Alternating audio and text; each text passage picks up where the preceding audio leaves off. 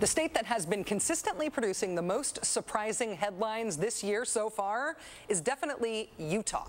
First, there was this one, when the Republican governor of perhaps the most Republican state in the country came out in favor of gay civil unions. The lead sentence in the Salt Lake Tribune that day was actually, "Here's a sentence you probably never expected to read.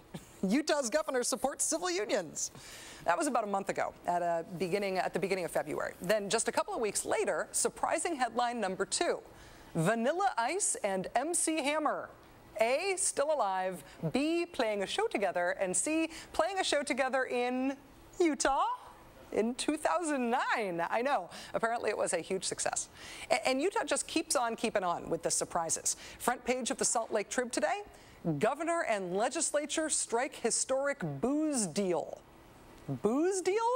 Oh yes, the weirdest liquor laws in the country are being changed. And in at least one instance, it is possible they are getting even weirder.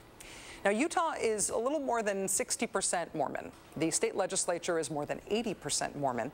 And as you may know, the Church of Jesus Christ of Latter-day Saints ixnays on the ooze bay. No alcohol whatsoever. And in a state where the wall of separation between church and state is sometimes a little crumbly, that has resulted in very strange state laws about liquor. For example, in Utah, there are no such things as bars that are open to the public. If you wish to be served drinks, you must fill out a membership form, pay a fee, and join a private club. Until a couple of years ago, you could also not be served more than 1 ounce of liquor at one time. And for some reason I never quite understood, for a while you were liable to be served your liquor in tiny little nip-sized bottles. Not on the airplane, like at the place I know. They got rid of the mini bottle rule a couple of years ago. But now, with these new changes, you will not have to join a club anymore either. Progress. Here's the part I still don't understand. It used to be, under the old rules, that after you ordered your drink at a restaurant, the bartender would not be allowed to just serve it to you across the bar like a normal bartender. The bartender, in fact, had to either walk around a partition and hand it to you, or hand it to a server to walk around the partition to you. Why the partition? I don't know, but under the new rules, the partition will be gone. But the new rules that are agreed to by the legislature now, they say that you don't have to have the partition anymore, but they do have a kooky new rule to replace it. Check this out. New restaurants, under the new rules, have to have a separate special area for the mixing of drinks. A separate out-of-sight mixing area that is out of the potential view of children. In other words, you need a closed-off drink mixing room because booze is just that powerful? I don't get it. Here now, Rocky Anderson, the former mayor of Salt Lake City, Utah, and the founder and executive director of the High Road for Human Rights organization. Mayor Anderson, thank you so much for joining us tonight. Good to be with you, Rachel. Please tell me that I explained some of that wrong. The Zion You did curtain. really well, actually. Was that accurate? It was. And I practiced law for 21 years, was mayor for 8 years. I've had a really hard time figuring out these laws because there were so many categories of places where you could get a drink or where you couldn't get a drink. But we've actually had, for a long time, you walk into a restaurant, you can order a drink like anywhere else in the free world, but these clubs were a particular embarrassment. You can imagine being mayor and you bring people in from out of town, especially during the Olympics, and they have to fill out a card to get a membership in order to get a drink. And these are changes that I've been advocating for a long time, and thank goodness we've got a very reasonable and world-traveled governor, John Huntsman, who had enough sense to work with everybody and bring about these major changes. And we've had an evolutionary process for many years. We went from brown bag laws to the mini bottles that you talked about, and now it's pretty much like anywhere else, especially getting rid of the private clubs. I could imagine I was just going to say, I could imagine that it did sort of encourage a certain entrepreneurial spirit for people getting around the old rules. I mean, I would imagine you had to be sort of creative, especially if you were a bartender.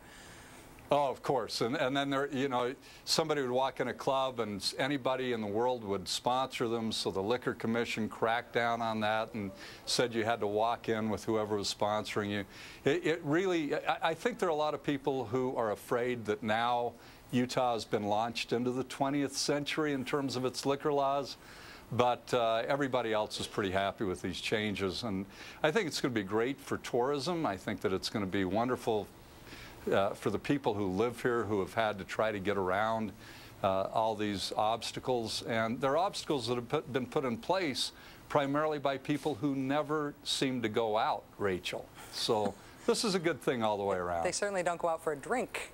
Definitely. I do have to ask you about the idea of the drink mixing room. A columnist named Sean Means at this Salt Lake Tribune today said, why stop there? He said, why not install a cauldron, have the bartender wear a pointy hat with stars and moons on it, and paint the words, potions, no admittance on the door? It does involve a sort of fear of the sight of alcohol. Does it strike you as strange? Well, it's very strange. And there are just a couple of people in the legislature that have a lot of sway with the rest of the legislators, or many of the other legislators.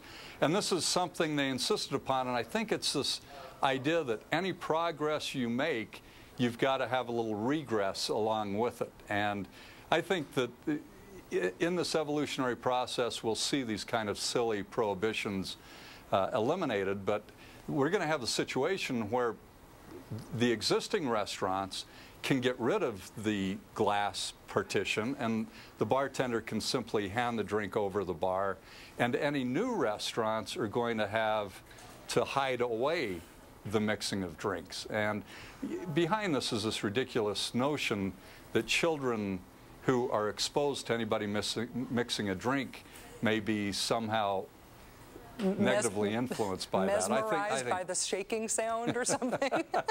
I don't know. Yeah, but you know, we've got another very strange law. They did increase the 1 ounce to a 1.5 ounce pour, but it's still, you know, I order a scotch on the rocks and the scotch doesn't come up over the ice cube.